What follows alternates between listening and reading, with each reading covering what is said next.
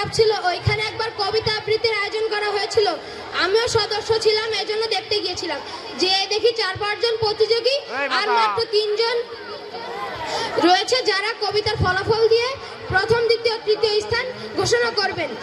আমি একাই ওখানে দর্শক হিসেবে গিয়েছিলাম। প্রথম যে আসলো কবিতা আবৃত্তি করতে, সে নাকি এলাকার নেতা, সেও কবিতা আবৃত্তি করবে। আমি তো দেখে রীতিমতো হতবাক। সে কিভাবে কবিতা আবৃত্তি করে আপনারা দেখেন, যদিও সামনে কেউ ছিল না।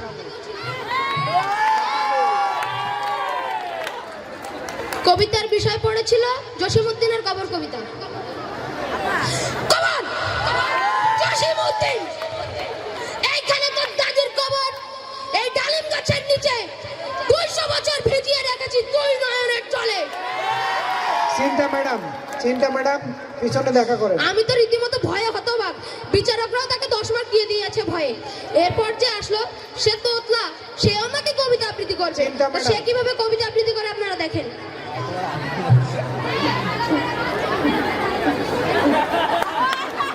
কবর জসিমউদ্দিন,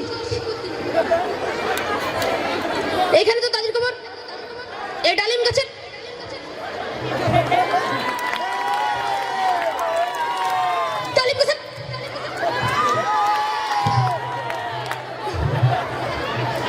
সেও কবিতা আবৃত্তি পুরোটা না করে চলে গেল। এরপর যে আসলো সে ভুলো মানা, খুবই ভুলো মানা। সে এক লাইন থেকে অন্য লাইনে চলে যায়। সে কিভাবে কবিতা আবৃত্তি করে দেখেন। কবর রবীন্দ্রনাথ ঠাকুর। আতা গাছে তোতা পাখি, চল চল চল ঊর্ধ্ব গগনে। ধন্যবাদ। এরপর যে কবিতা আবৃত্তি করতে আসলো সে খুবই হাসতে পছন্দ করে। তার কবিতা আবৃত্তিতে আপনারা দেখেন।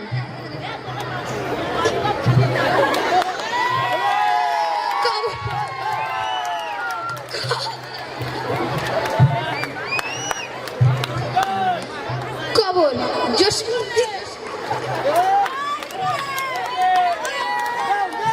এরপর যে কবিতা আবৃত্তি করতে আসলো সে ঠিক এর উল্টো, মানে কান্না করতে বেশি পছন্দ করে।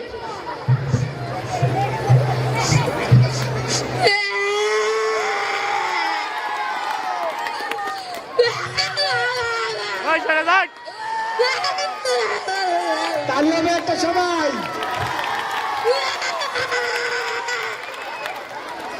সেও কবিতা আবৃত্তি পুরোটা না করে চলে গেল। এরপর যে আসলো তার কথা কেমনে বলবো, সে হচ্ছে এক কথায় শরীফ থেকে শরীফ হওয়া পাবলিক। সে কিভাবে কবিতা আবৃত্তি করে দেখেন।